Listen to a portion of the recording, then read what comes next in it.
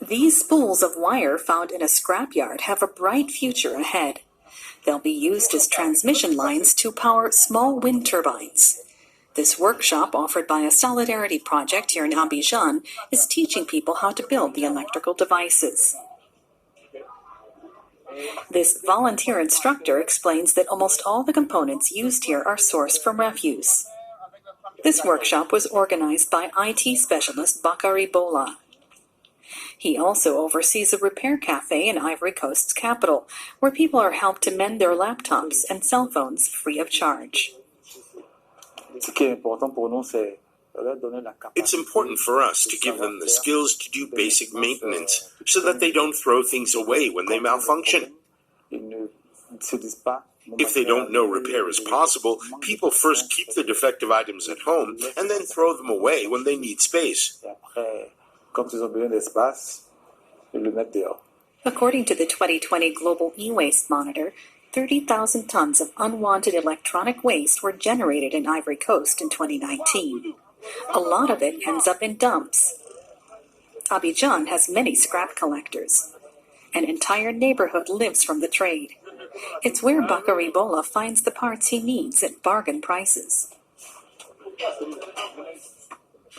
The power supply would have cost 30 euros. The hard drive at least 45. In a store I would have paid around 90 euros, and here I'm paying just 30. So it's a big difference.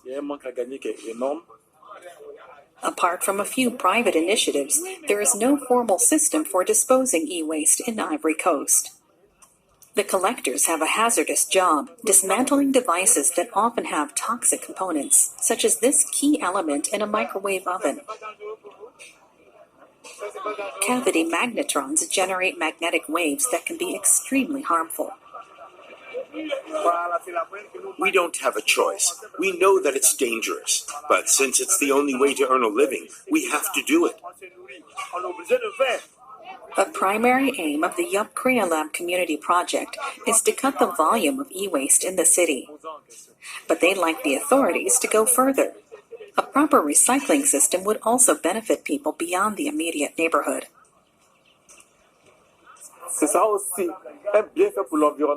It could also benefit the environment.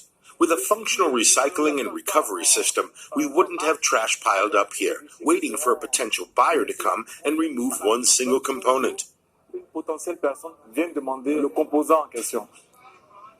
In its effort to effect change, Yup Korea Lab is keen to reach as many residents as possible. 20 people attended their first workshop. Now there are plans to hold one on a monthly basis.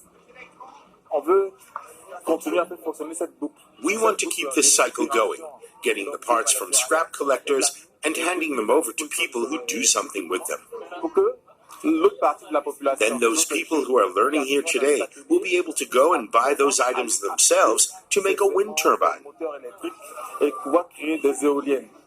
The project also wants to help anyone with a promising business idea to found a startup.